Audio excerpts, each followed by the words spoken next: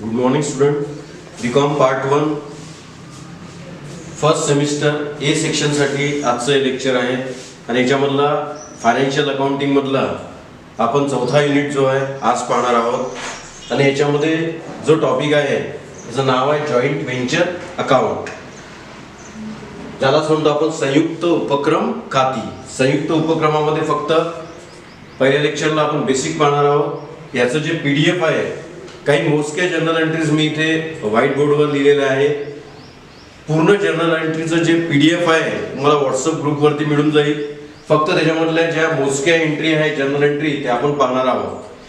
Journal entry याच्यामध्ये विचारण्यासाठी journal entries आहे आणि अकाउंटही आहे, त्याच्यामुळे दोन्ही याची प्रॅक्टिस आपल्याला आवश्यक आहे. संयुक्त उपक्रम म्हणजे काय ते आपण पाहून घेऊ. संयुक्त उपक्रम म्हणजे दोनपेक्षा जास्त व्यक्ती एकत्र येऊन एखादा जो व्यवसाय आहे तो करण्यासाठी त्या व्यक्ती एकत्र येतात आणि तो पर्टिक्युलर जो व्यवसाय आहे तो संपुष्टात आल्यानंतर हा संयुक्त उपक्रमही संपुष्टात येतो. जसं उदाहरणार्थ एखादा पूल बांधायचा ठेका घ्यायचा आहे आणि त्या पूल बांधायचा ठेका घेण्यासाठी तो कंप्लीट करण्यासाठी 5 ते 6 व्यक्ती किंवा 3 ते 4 व्यक्ती एकत्र आल्या. कारण एकटा व्यक्ती ते काम करू शकत नाही, भांडवलच्या मर्यादा आहेत, बाकी अजून मर्यादा आहेत. त्याच्यामुळं 2 पेक्षा जास्त व्यक्ती ह्या एकत्र येतात आणि तो पर्टिक्युलर ठेका घेतात. समजा आपण असा विचार करू की त्या ठेक्याला पूर्ण 1 वर्ष लागलं, म्हणजे तो पूल कंप्लीट होण्यासाठी 1 वर्ष लागलं. 1 वर्षापर्यंत त्यांचा संयुक्त उपक्रम चालतो. जसं हा ठेका कंप्लीट झाला, जसा तो पूल कंप्लीट झाला, तर हा संयुक्त उपक्रम जो आहे हा संपुष्टात येतो. दुसरं उदाहरण पाहायचं झालं तर एखादी बिल्डिंग बांधायचा जर ठेका घेतला तर बिल्डिंगचं काम हे 1 वर्ष चालू शकते, 1.5 वर्ष चालू शकते किंवा 2 वर्ष चालू शकते. जर ते 2 वर्ष चाललं तर 2 वर्षापर्यंत यांचा संयुक्त उपक्रम राहील. 2 वर्षानंतर त्याच्यामधला प्रत्येक व्यक्ती हा आपलं वेगळं त्याचं अस्तित्व राहील, वेगळं त्याचं जे काम आहे तो करू शकतो किंवा नव्याने एखादा संयुक्त उपक्रम तेच लोक मिळून करू शकतात. त्याला कुठलेही बंधन नसते. तर हे इथे लक्षात ठेवायचं. याच्यामधल्या 2 मेथड ते पाहायच्या, एक तर केंद्रीय पद्धती आणि दुसरी विकेंद्रित पद्धती. केंद्रीय पद्धतीमध्ये म्हटलेलं आहे हिशोबाच्या पुस्तकांचा स्वतंत्र संच ठेवला असताना संयुक्त उपक्रमाच्या व्यवहारांचा जमा खर्च लिहिणे, यालाच म्हटलेलं आहे केंद्रीय पद्धती, सेंट्रलाइज मेथड ज्याला म्हणतो आपण ते. विकेंद्रित पद्धतीमध्ये म्हटलेलं आहे की हिशोबाच्या पुस्तकांचा स्वतंत्र संच ठेवला नसताना प्रत्येक सह उपक्रमींच्या पुस्तकामध्ये संयुक्त उपक्रमाचा जमा खर्च लिहिणे.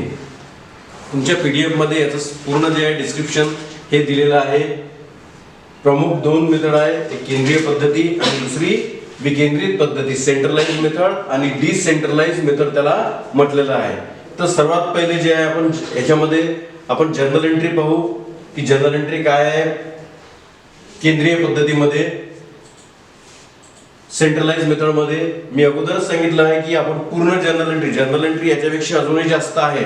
प्रत्येक गणितामध्ये पूर्ण जर्नल एंट्री येणार नाही.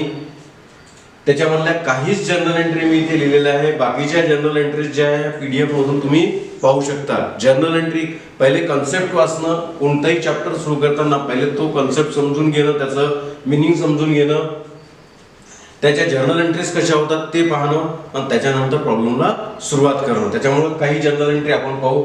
याच्यामध्ये एक लक्षात ठेवायचं आहे, याच्यामध्ये पहिली जर्नल एंट्री पाहू आपण, कॅपिटल इंट्रोड्यूस. जर सह उपक्रमींनी संयुक्त उपक्रमासाठी कॅपिटल जर आणलं तर आपण त्याची जर्नल एंट्री करतो. Joint venture account debit to co ventures account. Co venture मध्ये 1 असू शकतात, 2 असू शकतात, 3 असू शकतात, 4 असू शकतात. जेवढे आपल्या गणितामध्ये दिलेले आहे तिथे को व्हेंचर्सचे नाव येतील. तर म्हणजे जेव्हा कॅपिटल इंट्रोड्यूस करतील म्हणजे कॅपिटल संयुक्त उपक्रमामध्ये आणलं तर आपण काय एंट्री करू, joint venture account debit to co ventures account. Explanation लिहू आपण, बीइंग कॅपिटल इंट्रोड्यूस म्हणजे संयुक्त उपक्रमामध्ये भांडवल आणलं. त्याच्यानंतर number 2, material plant and machinery bought.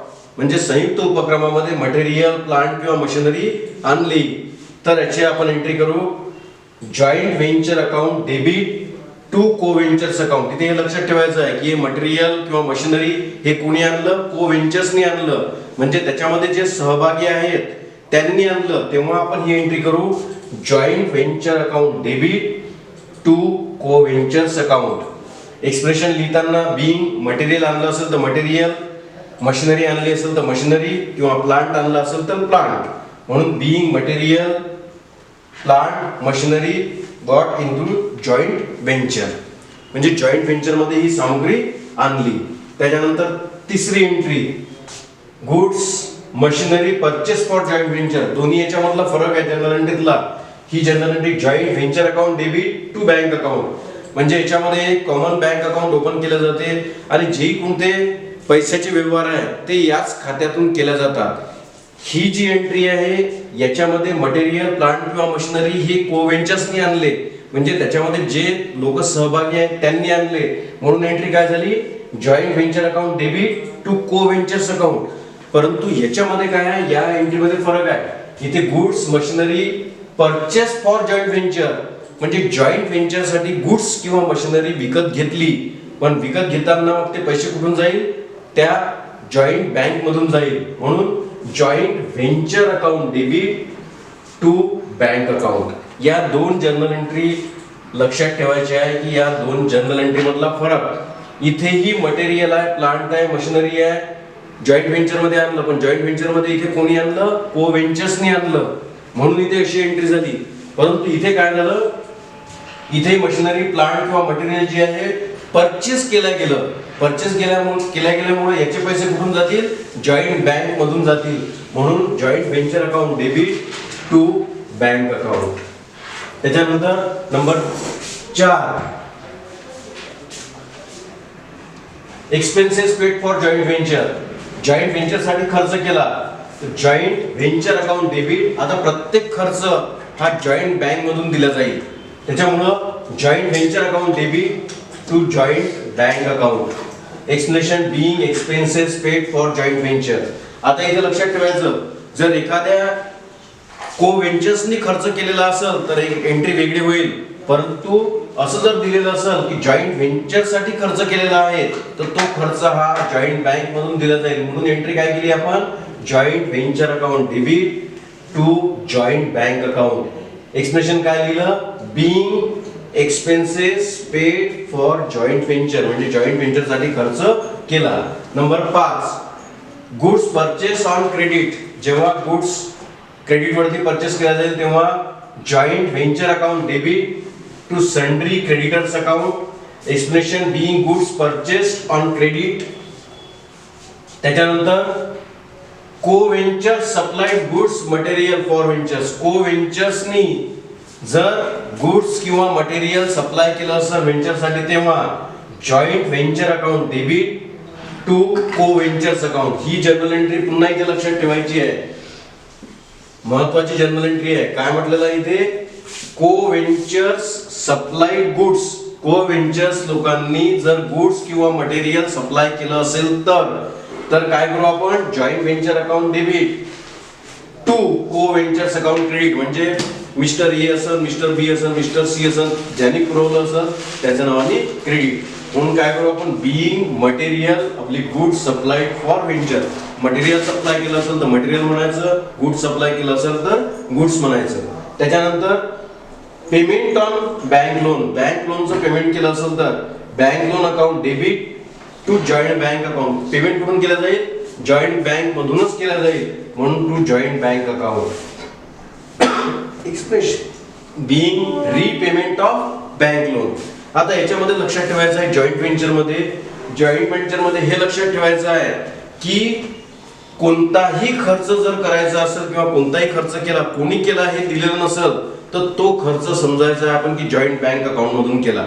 कारण सर्वात पहिले तुम्हाला जॉईंट बँक अकाउंट ओपन करायचं आहे, आलेले पैसे सगळे आपल्याला जॉईंट बँक अकाउंट मध्ये टाकायचे आहे. ज्या कोणी पार्टनर्स लोकांनी किंवा को व्हेंचर्स लोकांनी पैसे आणले ते आपल्याला जॉईंट बँक मध्ये टाकायचे आहे आणि जो कोणता खर्च आहे हा जॉईंट बँक मधून करायचा आहे. त्याच्यामुळं जी कोणतीही खरेदी असेल, जो कोणताही खर्च असेल, मग मटेरियल असो, प्लांट असो, मशिनरी असो, त्याचं जर पेमेंट असेल तर ते हे जॉईंट बँक मधूनच होईल. म्हणून या दोन एंट्री प्रामुख्याने लक्षात ठेवायच्या आहे की मटेरियल सप्लाय जर गणितामध्ये दिलेलं असेल की material supplied by mister A, specific दिलेलं आहे मिस्टर ए, तर मग काय होईल, joint venture account debit to mister A account, म्हणजे जे काही त्यांनी सप्लाय केलं असेल ते. परंतु जेव्हा असं काही दिलेलं नाही, मटेरियल परचेस दिलेला आहे किंवा प्लांट परचेस दिलेला आहे, तर प्लांट परचेस म्हणजे जॉईंट व्हेंचर साठी तो प्लांट परचेस केला, म्हणून त्याची जी जर्नल एंट्री करताना जे आहे आपण जे आहे प्लांट किंवा मटेरियल परचेस केलं असेल तेव्हा जॉईंट व्हेंचर अकाउंट डेबिट, को व्हेंचर्सने केलं असेल तर को व्हेंचर अकाउंट. परंतु जर काहीही दिलं नसेल तर आपण असं समजू की जॉईंट बँक अकाउंट मधून पैसे दिलेले आहेत, म्हणून joint venture account debit to bank account. एवढं इथे लक्षात ठेवायचं आहे. संयुक्त उपक्रमामध्ये फक्त एवढंच लक्षात ठेवायचं आहे. पहिले तर पद्धती लक्षात ठेवायची आहे, केंद्रीय पद्धती आणि विकेंद्रित पद्धती, सेंट्रलाइज मेथड आणि डिसेंट्रलाइज मेथड. आणि संयुक्त उपक्रमामध्ये एक लक्षात ठेवायचं आहे की हा उपक्रम निरंतर चालणारा नाही आहे, एक ठराविक काळासाठी हा उपक्रम आहे. होऊ शकते कोणत्याला 4 महिने लागतील, कोणत्याला 8 महिने लागतील, कोणत्याला 1 वर्ष लागेल, कोणत्याला 2 वर्ष लागेल. परंतु ज्या उपक्रमासाठी हे या सहभागी झालेले आहेत लोक, तो उपक्रम संपला, ते काम संपलं, तो ठेका संपला की यांचं जे आहे हा जॉईंट व्हेंचर हे संपुष्टात येईल. मग यांचा लिगली हे एकमेकांवरती कुठलेही बाइंडिंग राहणार नाही, म्हणजे कायदेनुसार ते एकमेकाला जे आहे हे नंतर फ्री राहतील. त्यांना वाटलं तर दुसऱ्या कॉन्ट्रॅक्टमध्ये तेच लोक सोबत येतील, त्यांना जर वाटलं तर दुसऱ्या उपक्रमामध्ये ते लोक सोबत येणार नाही, ते दुसऱ्या सोबत हे को व्हेंचर्स करू शकतात, अजून दुसरा उपक्रम चालवू शकतात, त्याला कायद्याचे कुठलेही बंधन राहणार नाही. म्हणजे हा उपक्रम 4 महिन्यात किंवा 10 महिन्यात किंवा 1 वर्षात संपुष्टात आला तर इथे यांचे पूर्ण व्यवहार संपले, मग नव्याने हे लोक दुसरे व्यवहार करण्यासाठी मोकळे होतील. हा कन्सेप्ट इथे लक्षात ठेवायचा आहे. तुम्हाला होमवर्क फक्त एवढंच आहे की होमवर्कमध्ये जी PDF तुम्हाला व्हॉट्सअप ग्रुपवरती अवेलेबल आहे ती PDF वाचून काढायची. संयुक्त उपक्रमाचे फायदे, संयुक्त उपक्रमाचे तोटे हे वाचून काढायचे आणि शांततेने जेवढ्या जर्नल एंट्री आहे तेवढ्या जर्नल एंट्री 4 किंवा 5 वेळ वाचून पाहायच्या.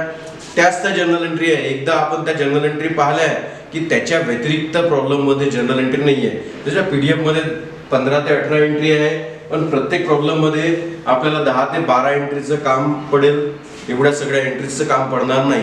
1-2दा तुम्ही वाचलं तर तुमच्या लक्षात येऊन जाईल की जर्नल एंट्री ह्या कशा करायच्या आहेत. तर एवढी प्रॅक्टिस तुम्हाला करायची आहे. बाकी जे आहे आपण नेक्स्ट लेक्चरमध्ये आपण कंटिन्यू करू. तुमचं काम आहे की जेवढं आपलं झालं तेवढं वाचून पाहणं आणि जी PDF आहे ती PDF ओपन करून पाहणं आणि वाचणं. बाकी नेक्स्ट लेक्चरला कंटिन्यू करू. थँक्यू.